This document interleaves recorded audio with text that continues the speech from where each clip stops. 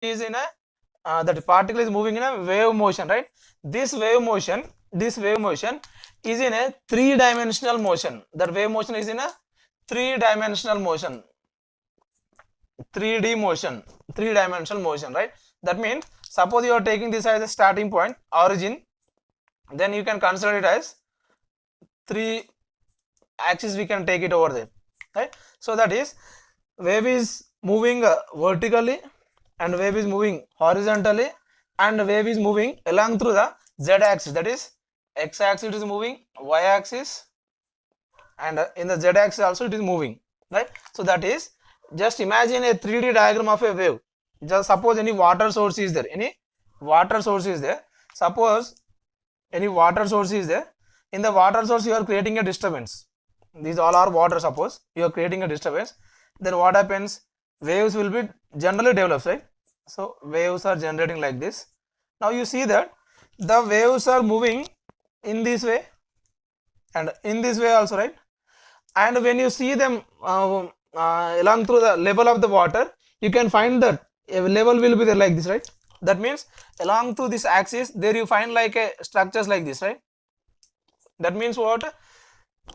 Vertically, horizontally and vertically, and along with that z axis movement also is there, right? So that is, we are calling it as three-dimensional. That is, the wave is moving in a x axis, y axis, and in a z axis also it is moving, right? So based on this axis, based on these aspects, Schrodinger gave one equation that we call as Schrodinger's wave equation. What is that means? See here, dou square psi by dou x square. This we need to call it as dou, right? This is not like 6. Generally we have in math 6, no, that is not like 6. It is opposite to 6. That is we call as what? Dou square psi. That symbol is there, no? This symbol, this we call as psi. Dou square psi by dou x square plus dou square psi by dou y square plus dou square psi by dou z square plus 8 pi square m by h square into e minus v psi is equals to 0. Right? What are there? Will just I'll tell you, right?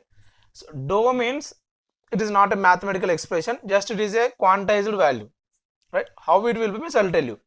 Right, here psi is there, no? Psi, right? So that psi is a wave function. Psi is wave function. Wave function means, so this is a wave we are saying, no? Wave movement is there, no? How the wave is there, where it is started, where it is ended, how much energy it is having, with how much velocity is moving, what energy it is having. These all things we are saying, right? So that all things with togetherly we call it as a wave function. That all the things with togetherly we call it as a wave function. That means instead of saying a wave is starting here, wave is ending here, all these things, we simply say that psi. That means all the things about the wave, it is giving the information by the psi. Right? Now, dou square psi by dou x square in the x-axis, along through the x-axis, how the wave is behaving. That all things given by dou square psi by dou x square, right? And how the wave is behaving in the y-axis, that is given by dou square psi by dou y square. In the z-axis, how it is there, dou square psi by dou z square. And this is the particular constant value. So here 8 pi square into m. M means mass of the particle. Which particle we are taking? The mass of the particle. And h also constant, pi also constant. Planck's constant, this is right. And E means total energy of the system minus V, velocity, into psi is equals to 0. Right? Again, psi means wave function, right? Right. So this is the equation given by Schrodinger, that we call as Schrodinger's wave equation. How it is derived, you leave it. That we will discuss in further classes, or else you don't need of that Schrodinger's wave equation. Just remember, if anyone asks what is Schrodinger equation, you just say this thing, right? And dou square psi by dou x square plus dou square psi by dou y square plus dou square psi by dou z square plus 8 pi square m by h square into e minus v into psi is equals to 0. That is the equation. Sir, this is very difficult, sir, to be understand and to be remember means you can simply say this one. in a short form, H cap, this is H cap into psi is equals to E psi. H cap into psi is equals to E psi. That is H cap psi is equals to E psi. Okay. So what is here H means? Here H is what? H cap is what means? Hamilton. That is the name. You don't get confused. That is the name. Hamilton operator. Hamilton operator. Simple. So what is Hamilton operator means? Here you are saying psi, right? For the psi you are multiplying all these things, no, right? We are adding, we are multiplying, we are doing something, all these things, no? Instead of writing all these things, we are writing H, right? Simple, right? So that means H means what? These all things we should do in the place of H. The value what we are getting, that we are taking here as a H, that is H cap psi is equals to E. E means the total energy of the system, and the again psi means wave function. And don't ask me again, here psi is there, here psi is there, in between that is equals to is there, H cap is equals to E, which will be, sir, it should not be equal. This is what we are giving the what we are calculating. This is what we are getting the answer. That is how much energy is there, that we are going to calculate. This is what, how much energy is there, right? That is what Hamilton operator and psi, that H psi is equals to E psi. Simply children, remember one thing, Schrodinger gave a wave equation. Schrodinger gave a wave equation that depends upon he considered a electron as a standing wave. Standing wave means the wave will be there only, it will not move further. That means the starting and ending position of the ending point of the wave will be similar, right? So by this way you can quantize. Quantize means you can say quantity.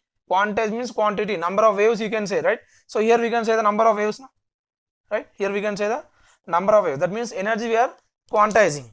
We are quantizing the energy, right? So that we can measure the energy of the system. For that measuring, we need to where, the electron is where it is moving. The things we need. It is moving in the x-axis, it is moving in the y-axis, it is moving in the z-axis. 3-dimensionally it is moving.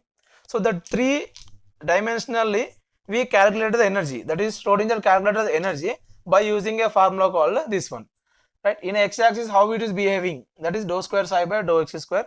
In y and in z, and the total energy is given. So apart from this, you can remember it easily by H cap psi is equals to E cap. H cap psi is equals to E psi, right? That is what Schrodinger's wave equation. And this thing, this explanation is basic for the further topics like Bohr model and the orbits, all these things based on this Schrodinger's wave equation only. So we consider this Schrodinger wave equation is the basic step towards the explanation of the structure of atom, right? So that is regarding the Schrodinger's wave equation, right?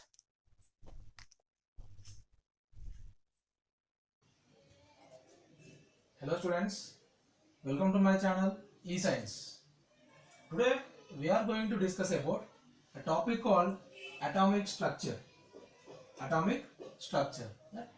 So in the atomic structure, again we are going to discuss a topic, electromagnetic radiation. Electromagnetic radiation. In the name itself it is there.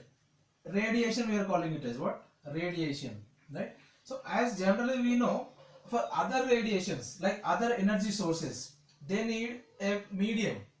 They need a medium to travel. But here the electromagnetic radiations, they do not require any medium. They can travel in the vacuum also. So such type of radiations, we call them as electromagnetic radiation. What we are calling it as? Electromagnetic radiation. We can define like the radiations which do not require any kind of medium, which can travel in the vacuum also, are called as electromagnetic radiations. Electromagnetic radiations, right? So let us discuss the properties of the electromagnetic radiations and the characteristics of the electromagnetic radiations, right? So here we will discuss that how the electromagnetic radiation will be there. Means the electromagnetic radiation is travels in a field. That is, two types of fields will be there.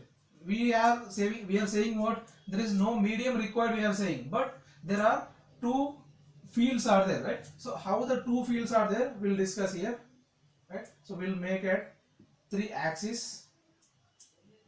This is our x-axis and this is our y-axis, and one z-axis will be there like this. Yeah? So three axes are there. As already you know, three axes, that is three dimensions are there. They are like perpendicular to each other, right? Right. Now in this three dimensions, y-axis, right? Y-axis is there, no? So that we calling it as electric field. That I am taking as electric field, right? And y-axis, x-axis I am taking it as magnetic field. I am taking it as magnetic field. What I am taking it as magnetic field, right?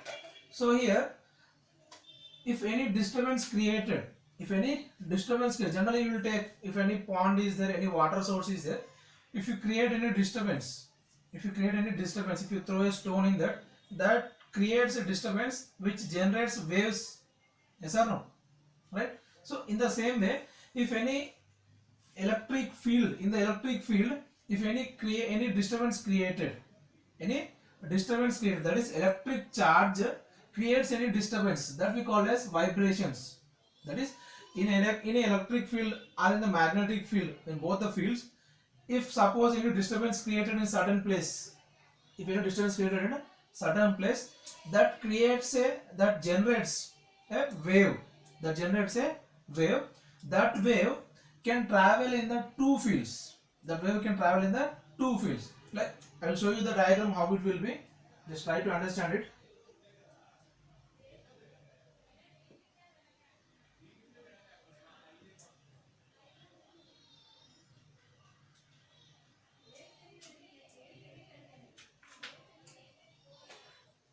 So once you see it carefully,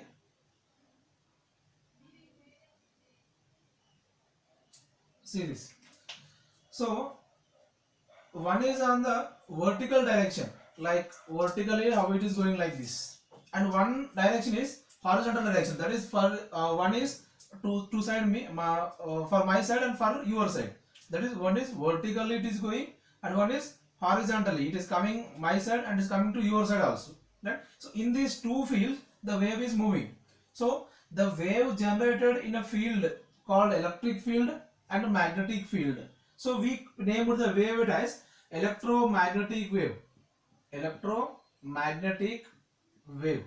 That is electromagnetic wave, and the three dimensions are mutually perpendicular to each other. That is perpendicular to each other mutually.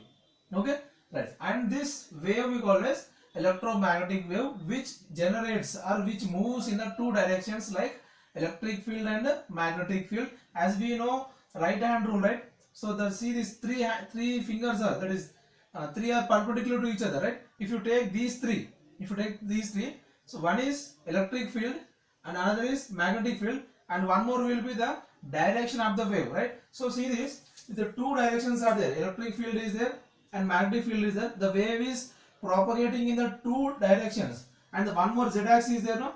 That we called as direction of the wave. Okay, so that is, we can say it by the right hand rule also. That is, the wave generates in the electric field as well as in the magnetic field. And remember, I said you what, the disturbance creates in a field. If the disturbance created in the magnetic field or the disturbance creates in the electric field, if one is created in one of the fields, the disturbance created, that can disturb the other field also. If the disturbance created in the electric field, that can disturb the magnetic field. If the magnetic field, in the magnetic field the disturbance created, that can disturb the electric field also. Okay? So that is what electromagnetic wave we are saying it as. Electromagnetic wave we are saying it. Then what is mean by a wave? How can you define a wave? What characters are there for the wave? That we need to discuss, right? So that we can say it as wave characters. What I am saying it as wave characters. Okay, are characteristics of the wave. So first one in that very important is that wavelength. Okay, so wavelength, right? So wavelength, what is mean by wavelength? And How it is denoted means wavelength is denoted by a sign called lambda. A sign lambda. Lambda is the symbol, a notation or a sign for the wavelength, right? How can you define a wavelength, right? So generally wave, what we are saying, wave I am saying, no. So what will be there in the wave? Suppose a wave is there like this. It is a field. In that field, a wave is generated like this. Our wave is propagating like this, right? So see this, these peaks are there, no? The peak points, the top points are there, no? So that we are calling is as crust, crust, crust, and the bottom points are called as trough, trough. That is, any wave is there, in that wave, peak points are called as crust, bottom points are called as trough. Okay. Now how to define the wavelength? The distance between the distance between the two continuous crust. The distance between the two continuous crust. You should not say like two crust. We need to say two continuous crust or two consecutive crust or two consecutive trough or two continuous trough. The alternative, that continuous will be there, no? The two continuous crust, the distance between the two continuous crust we call as wavelength. Wavelength, right? So what we are saying it as distance we are saying. What I am saying? Distance we are saying. Distance means what? How to measure the distance? In our daily life generally we will measure in the meters, centimeters, millimeters, kilometers, right? So same like here, some units are there for the wavelength, right? So we'll write units here. So units of the wavelength, units of the wavelength, right? So here units of the wavelength are we can measure in the angstroms. We can measure in the angstroms, right? So 1 angstrom is equals to 10 power minus 10 meters. 1 angstrom is equals to 10 power minus 10 meters, and we can measure in the nanometers also, nm. 1 nanometer is equals to 10 power minus 9 meters. Okay? So angstroms, nanometers. So in this, by this we can say what? 1 nanometer is equals to 10 angstroms. 1 nanometer equals to 10 angstroms, right? And 1 in the picometer also we can measure. 1 picometer is equals to 10 power minus 2 meters. So these are the units for the wavelength, lambda. Okay. Right. Then only wavelength is there. No other characters are there. Yes, other characters also are there. That is, one of the character is that frequency. What I am saying it as frequency. Generally we will say no frequency. How can we say the frequency? Suppose a fan is there. Suppose that a fan revolves. How many times it revolves in a second? That is the frequency of the fan. Or suppose a bus is there. The bus comes in a day for 10 times. That means we can say what? 10 is the frequency of the bus in a day. That means in a particular time, how many observations are taken place? That we call as frequency. Same here also. In a particular point, at a particular point, how many waves are passing through the particular point in a second? That we call as frequency. The number of waves, how many number of waves are passing through a point in a second, that we call as frequency, right? So what we are saying, in a second we are saying, no? So the units are what? Second inverse. Second inverse, or the units also, one more unit also is there, that is hertz. Hertz. Okay. So per seconds, that is second inverse or hertz, right? And that hertz also we can, we can measure like 1 megahertz, that is capital M. 1 megahertz is equals to 10 power 6 hertz, and 1 kilohertz also is there, that is 10 power 3 hertz, kilohertz. Okay. So that is what Hz this is. Okay. Hertz means Hz. So generally it will come in the hertz only. So hertz means per second. Okay. That is the units of the frequency. Okay. And how this wavelength and frequency are related? Just you try to understand here. Here I am taking the two waves. Here I am taking the two waves. Okay. So one wave contains only one wavelength is there, only one wave is there here, right? And another is there like this. You can see the number of waves, two waves are there, right? You see this, now the wavelength is more, what is the frequency here? Up to this point only one wave is there, that is when the wavelength is more, only one wave is there, right? Now in the second case, this is the wavelength, right? First wavelength and second wavelength. Wavelength decreased, number of waves are here 2, here only one wave is there, that is wavelength decreased, frequency increased, number of waves increased. See this, wavelength increased, number of waves decreased, that is we can say this like wavelength is inversely proportional to the frequency. Wavelength is inversely proportional to the frequency. So that relation we can take from the wavelength and frequency. Okay. Alright. This is what wavelength and frequency. The next one more also is there. That is wave number. Right? And don't get confused. Number of waves are different. Wave number is different. If anyone asks you how many number of waves means, it is not the wave number. Okay. Wave number is just only the wave number, which is denoted by mu bar. Here frequency denoted by mu. It is mu. It is not like any other mu. Okay. And wave number denoted by mu bar. It is just the inverse of wavelength. Just the inverse of the wavelength. This is what we'll discuss afterwards. Just remember only one thing, that number of waves are different, wave number is different, and don't get confused. Okay. So this where it comes, where we'll use, that we will discuss afterwards. Okay. And next one more is there. Speed of light. Or the speed, we can say it as speed. Generally we know what we are saying, the radiation, electromagnetic radiation we are saying, no? So radiation means what? It is an energy source. So when you take the light, speed of light, when you take that, we can represent with c, and the value we know already, 3 into 10 power 8 meter per second. 3 into 10 power 8 meter per second. But here we are taking the particle. So the particle speed we can mention with a v. In the place of c, you can take the v. Right? Hello students, today we are going to discuss about quantum numbers.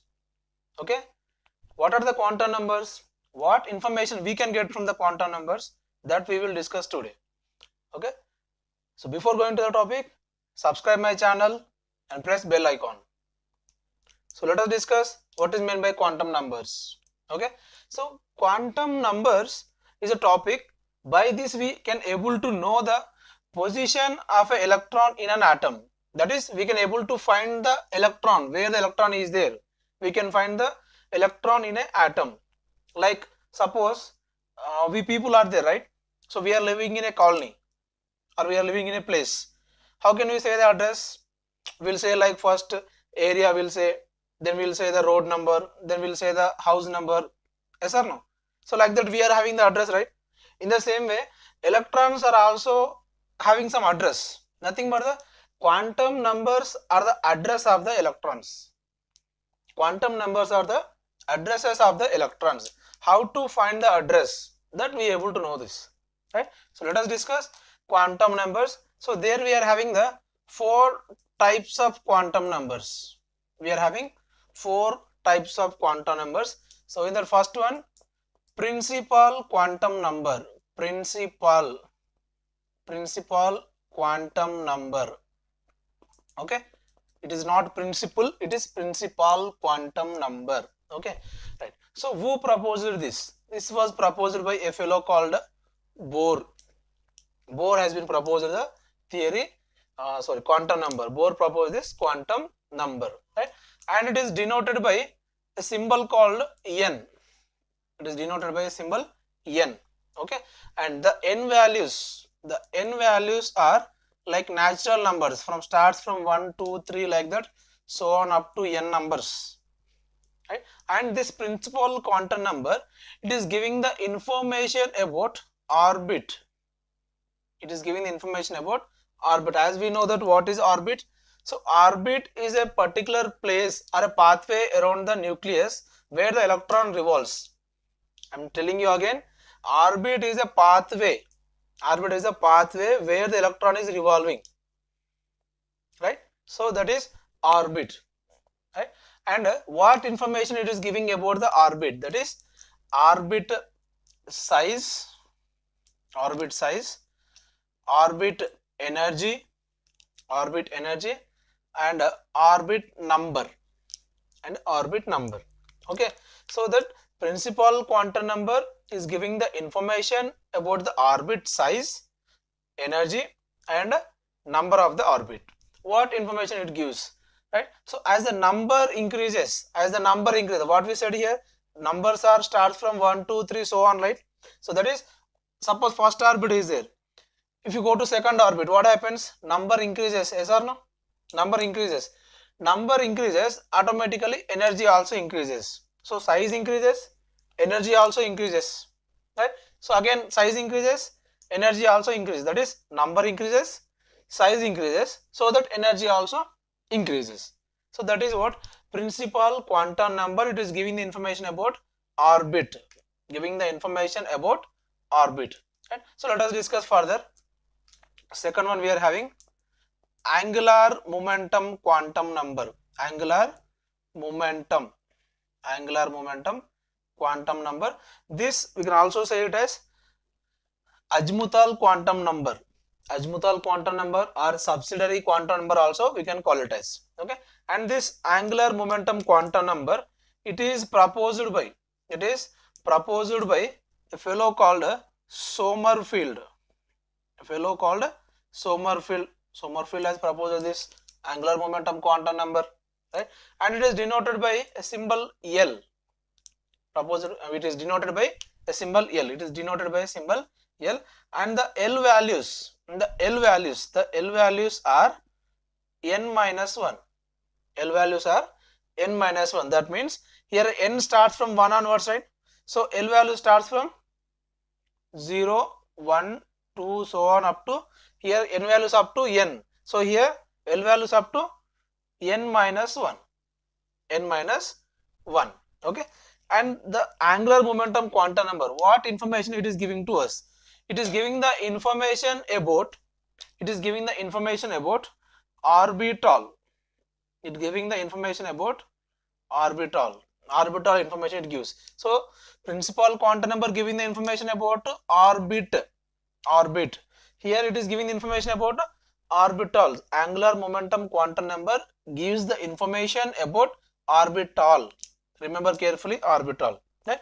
So here what we are saying here, it is giving the information orbital, no? So how the information will be there means, so we are till now we are having only 0, 1, 2, 3. Till now we are using these orbitals only. Why? Because in the ground state we can fill up to the 3 numbers, right? So that we can represent with a S, P, D, F. That is, the orbitals names we are giving like S, P, D, F. How the orbitals are there, that we will discuss further. Just to remember now, the orbitals, the numbers are start from 0, 1, 2, 3. The values are 0, 1, 2, 3, and the orbitals are what? S, P, D, and F. Okay. Further, if you go to Z, like it is going in like that. Okay. And here, right, principal quantum number giving the information about orbit, angular momentum giving the information about orbital, right? And we need to remember some things like here, how many electrons are there, or how many orbitals are there. As already we know, suppose you are already, I told you at starting of the video, in a colony, right? So suppose in a city there are some colonies are there. In the colonies, right? So suppose in a city there are colonies, yes or no? In the colonies, again some small places are there, right? In that, what are there? Road numbers are there. Generally we write address, no? Road numbers. Again in that, house numbers, right?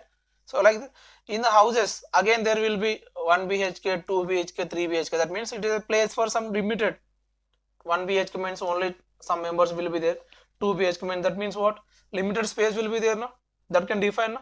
In the same way, we can also define like atom is there. Atom. Okay. So in the atom, what are there? Orbits are there. Orbits are there. And in the orbits, orbitals are there. Orbitals are there. Again in the orbitals, suborbitals are there. Okay. Again in the suborbitals, electrons will be there. Like in houses, how the people will be there. In the same way, in the suborbitals, electrons will be there. Right? So that is what, how the electrons are there in the atoms. We can say like this simply, right? But we need to give the address by this way. That we will discuss. Okay. So that is angular momentum giving the information about orbital. Okay. Right. So s orbital, p orbital, d orbital, and f orbital. That shapes we will discuss. Okay. So let us discuss one more quantum number, that is magnetic quantum number. Magnetic quantum number. Okay. So magnetic quantum number. What do you mean by magnetic quantum number, and how it is giving the information about, right? Right. Magnetic quantum number, it was proposed by a fellow called Lande, right? And it is denoted by a symbol m, right? This magnetic quantum number, it is giving the information about suborbitals. Okay.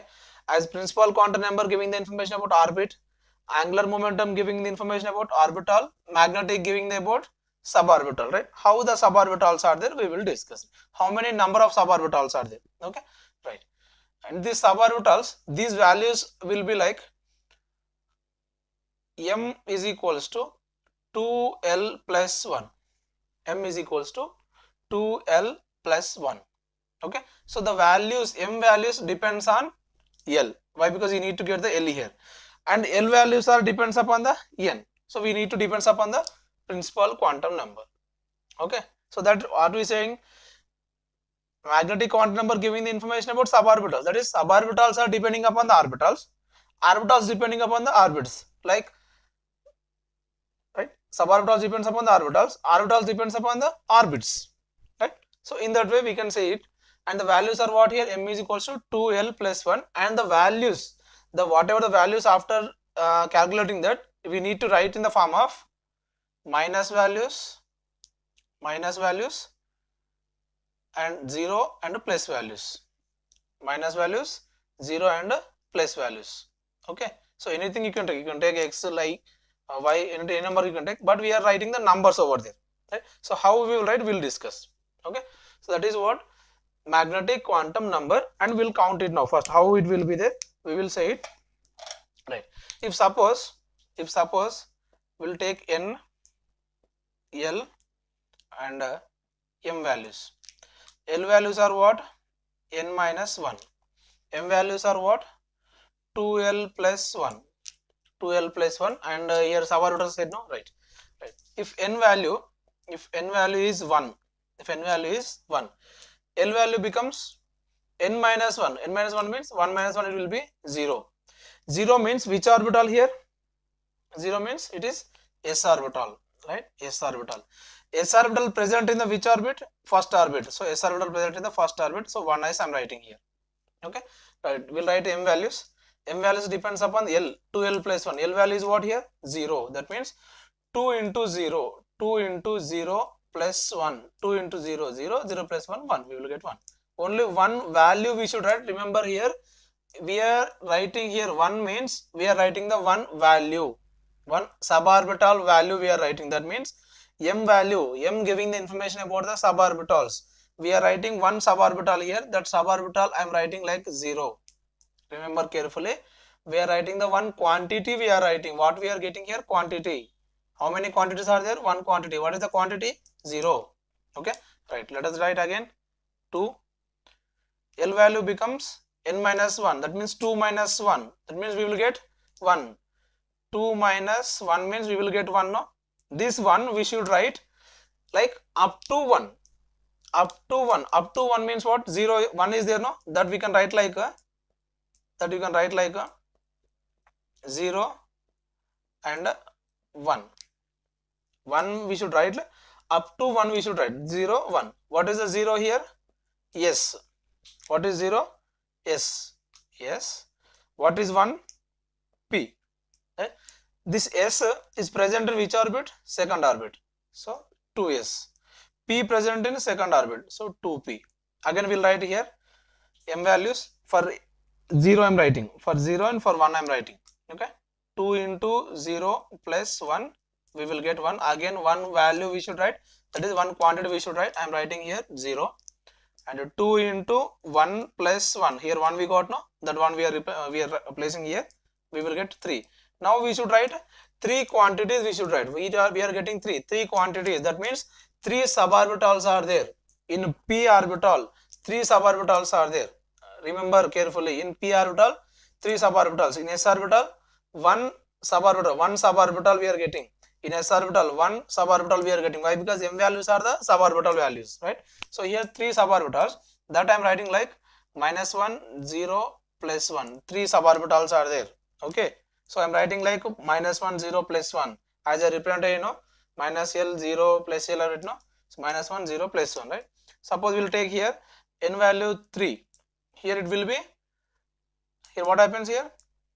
3 minus 1, it becomes 2. That means we need to write up to 2, like 0, 1, 2. So what we will get here? 0 means s orbital, 1 means p, 2 means d. They all are present in the third orbit. So 3s, 3p, 3d. Okay. And y, again we will write here m values.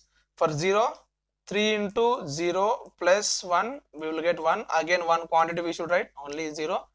And 3p, 3 into 1 plus 1. 3 3s are 3 into 1, 3, 3 plus 1, 4. 1 minute. Sorry, here I am writing 2 only. Okay. We will write here 2 it is. Okay. So 2 into 1 and 2 into 1. Okay. 2 into 1 plus 1. That is 3 we will get. 3 values we should write. -1, 0, plus 1 we should write. Right. And again here 2 into 2 plus 1. We will get 5. That we will write as -2, -1, 0, plus 1 and plus 2. Okay. See these 5 values we should write. That means in a d orbital, 5 suborbitals are there. In a p orbital, 3 suborbitals are there. In s orbital, 1 suborbital is there. These values 1, 1, 3, again 1, 3, 5 we are getting, no? These are the m. M means what? Suborbitals. The suborbitals are present in the orbitals. See this? First orbital, that is s orbital is there. S orbital, 1 suborbital.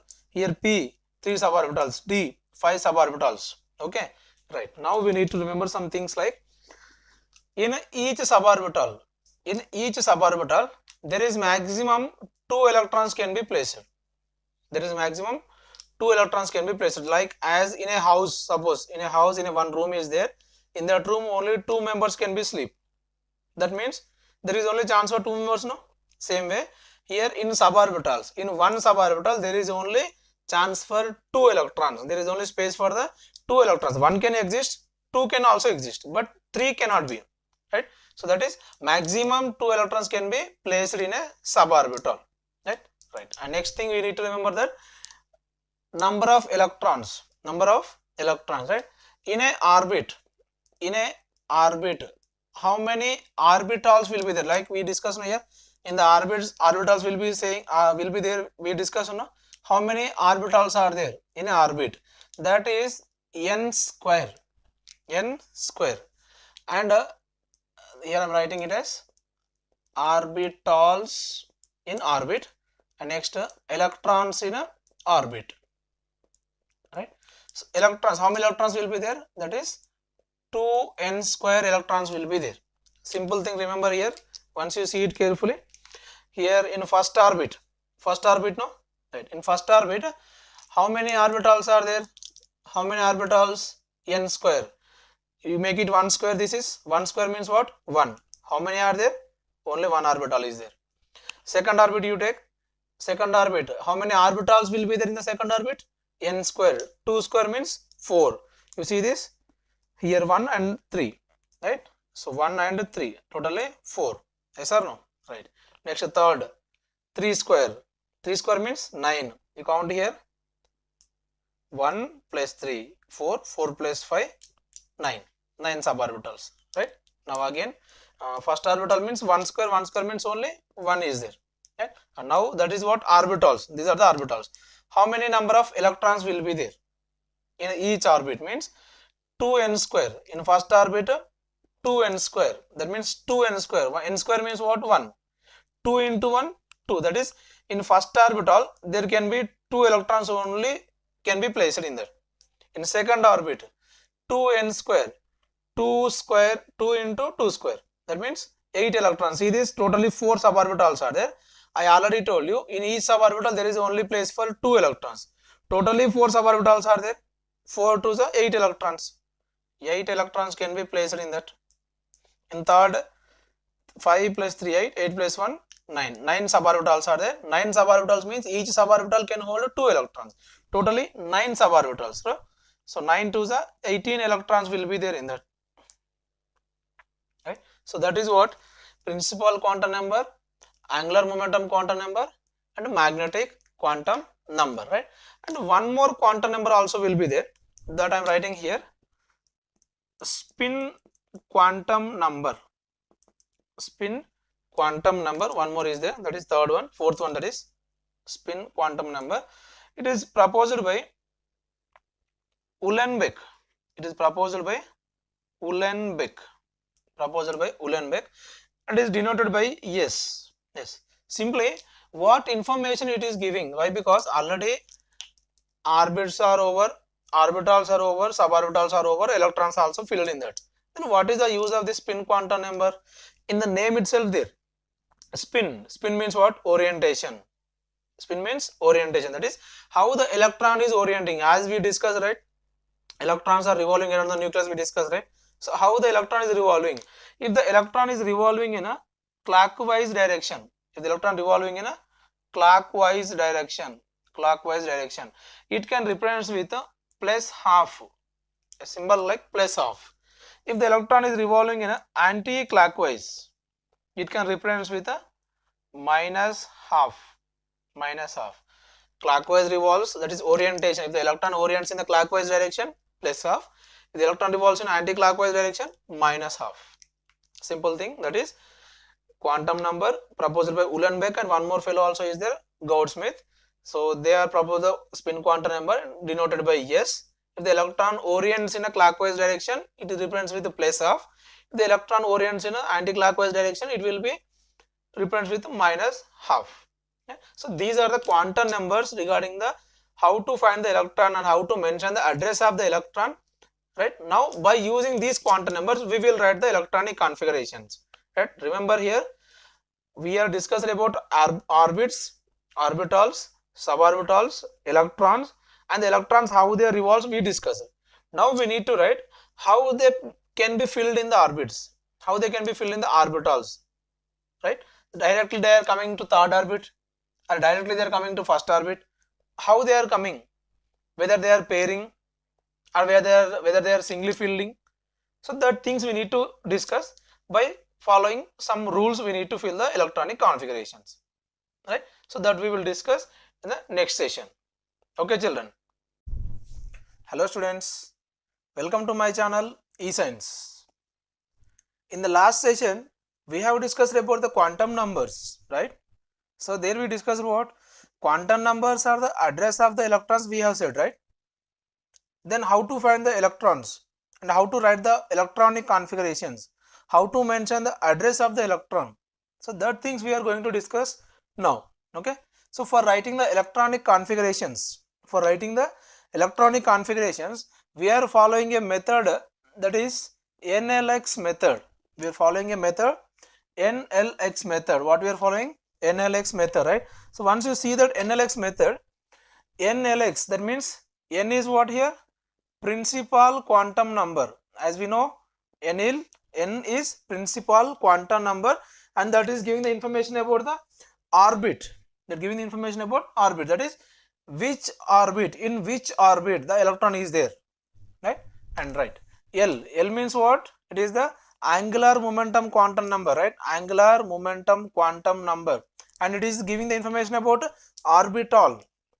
That is, the particular electron is present in which orbital, in which orbit, again in which orbital, right? So that is NL. And x is the number of electron, that is in that particular orbital how many electrons are there.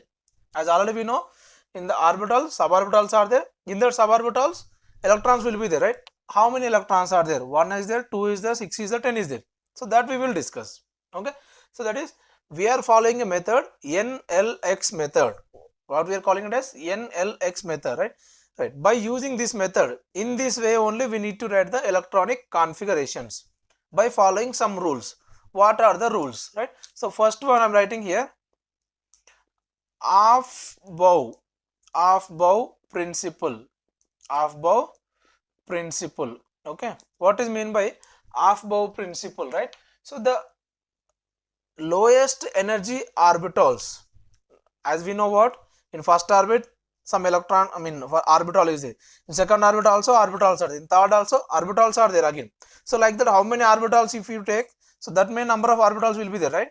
So the orbitals, how they are filling, that is from lowest energy orbitals, that is lowest energy orbitals should be filled first. Lowest energy orbital should be filled first. Then how to know which is the lowest and which is the highest energy orbital, right? So for that we are having a diagram. For that we are having a diagram, right? So that diagram we called as Euler diagram. What I am saying it is Euler diagram. Okay, right, I'll draw in a simple way, that is Euler diagram, right? So I'm drawing here 1s, 2s, 3s, 4s, 5s, 6s, 7s. Again we'll write here 2p, 3p, 4p, 5p, 6p. Again we'll write here 3d, 4d, 5d. Again here write here 4f. Okay, and how to fill that, right? So let us say how to fill that. First orbit is there, no, right?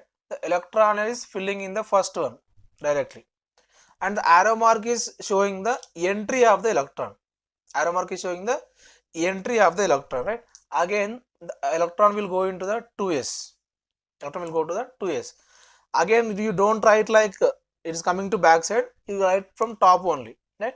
Then again 2p to 3s, then 3p to 4s, then again like this. Okay, it will be like this. Now we need to write the energy series of these orbitals. This diagram we call as Euler diagram. Now I will write the energy series for this. All right, energy series, see it carefully children. First electron enters into 1s, no, it is 1s, right? Lower energy, no, so 1s. The next electron enters into 2s, the next electron enters into 2p, don't say it as 3s, go to top again, 2p, next coming to 3s, again go to here 3p, next coming to 4s. So with I'm not having enough space, so I'm writing here 4s, then next 3d, the next 4p, 5s, so on like this. So it is filling like this. So in this way, that is the arrangement of the orbitals. That is the arrangement from lower energy to higher energy. The orbitals are arranged like this. In this manner only we need to fill the orbitals. In that manner only we need to fill the orbitals, right? So first 1s should be filled, then 2s, then 2p, 3s, 3p, 4s, 3d. Then you will get doubt here. Here writing, what we are writing here, 4s we are writing, and here 3d we are writing, no? That is 4s means 4 is there, 3s means 3s is there, that is 3 is smaller than the 4, no? Then why we are writing the 4s? Means here one rule is there, that rule we are writing like n plus l rule. What we are saying it as n plus l rule, right? According to the n plus l rule, if you are taking the 4s and 3d, if you are taking the 4s and 3d, here write n and l values, n and l values will write here. In 4s, what is the n value? according to NLX method, right? NL 4s, that is N is the 4, L is the S means what? In the azimuthal quantum number we discussed, no? 0, 1, 2, 3, S, P, D, F we discussed, no? Right? So that is L value will be 0. So it will be 4 only. When we take in the N plus L, it will be 4. Now coming to 3D, N value will be 3, L value will be 2. Then it will be 5. Who is bigger than, who is higher here?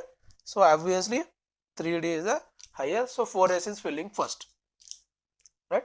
So that is, we are filling the electrons as per Aufbau principle. That is, Aufbau principle means what?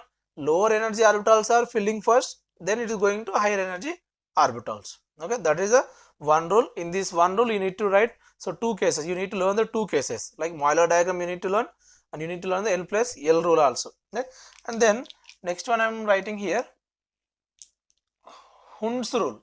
I am writing here Hund's rule. We can call it as Hund's rule also, right? So what is mean by Hund's rule? Means in a s orbital, how many suborbitals are there? Only one suborbital, right? In p orbitals, 3 suborbitals are there. In d, 5 suborbitals are there, right? So if the p is having the suborbitals that we wrote like what? -1, 0, +1 we wrote in the magnetic quantum number, or that you can mention like px, py and pz also you can mention like, right? So these orbitals are having the same energy. These orbitals are having the same energy, that we can call it as degenerate orbitals. Degenerate orbital, that means orbitals which are having the same energy, which belongs to same orbitals, are called as degenerate orbitals. Right? Coming to the Hund's rule, the degenerate orbitals should be filled first with 1 electron each. The degenerate orbitals should be filled first with 1 electron each, then the pairing should be starts. Pairing should be starts after degenerate orbitals are filled with each 1 electron. Okay, so that is Hund's rule. Hund's rule. So how that is we will discuss here, right? Suppose we'll take carbon. We'll take carbon. We'll take. So carbon number is what? 6. Carbon number is 6. So we can write the configuration as per Aufbau principle, right? And we know what, in each suborbital there is only 2 electrons will be there. So according to that, s orbital can hold 2 electrons. S orbital can hold 2 electrons. P can hold 6 electrons. D can hold 10 electrons, and F 14 electrons they can hold. Yes or no? Right. So here we are writing the carbon configuration, that is 1s2, 2s2, 2p2, 1s2, 2s2, 2p2. Okay, right. So see this, we can mention like this, in s orbital 2 electrons are there, only one suborbital is there, 2 electrons. Again in 2s, s orbital 1 suborbital is there, 2 electrons. Again in 2p, 3 suborbitals are there, no? In the 3 suborbitals, these 2 electrons should be given to degenerate orbitals. It should not be filled like this. They should not be filled like this. Okay, so we need to write like this. Okay, that is, the pairing should start after filling the degenerate orbital. That means if suppose nitrogen you take, 1 electron comes to here. If suppose oxygen you will take, 1 electron comes to here, next electron comes to the pairing. But we need to do what? First we need to fill the degenerate orbitals with 1 electron each, then only pairing should be starts. Okay, so that is Hund's rule. Right? And next one, Pauli's exclusion rule. Pauli's exclusion rule. What is mean by Pauli's exclusion rule? Right? So let us say no two electrons of same atom, having the 4 quantum numbers same, that is, if you take any atom, any one atom, if you taking, in that one atom no 2 electrons are having the same 4 quantum numbers. That means in an atom all the electrons are having the different quantum numbers. That means at least one quantum number should be different. Suppose we will take a example helium. We will take, suppose, as we know, helium configuration 1s2, two electrons are there, right? So the two electrons will be, one is in a clockwise, one is in anti-clockwise direction, right? Now let us write here, two electrons are there, no? In 1s2, two electrons are there, right? That is 1s, one electron is there, 1s, two electron is there. If you write the all the quantum numbers for these two electrons, right? N, L, M and S.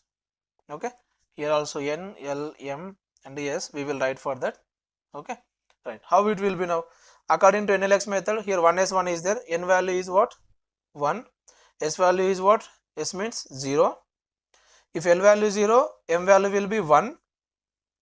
That we can also mention with a 0. Why? Because we need to write one quantity, 0. S means what? Spin. First electron is in a clockwise direction. If you are showing the upward arrow mark, that is clockwise direction, and that is plus half.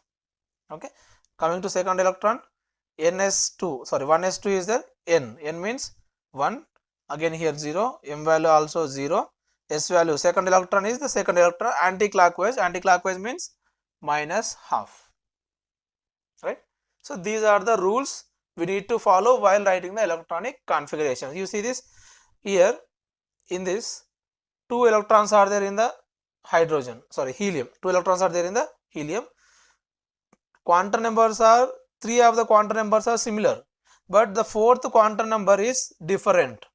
That is, no two electrons of the same atom is having the four quantum numbers same. That means 4 cannot be same, 3 can be same, but one is different, no? So that is the thing, Pauli's exclusion principle or Pauli's exclusion rule, right? So these are the rules we should follow while writing the electronic configurations. Okay, so that is Aufbau principle. That is, what is my Aufbau principle? Lowest energy orbital should be filled first, right? And in that we are writing the Euler diagram and n plus L rule. And next Hund's rule. Hund's rule means what? The degenerate orbitals should be filled first with one electron each, then the pairing should be start. Then Pauli's exclusion rule is what? No two electrons of the same atom having the four quantum numbers same.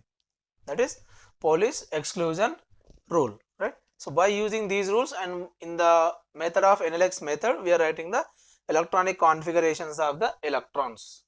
Okay, right.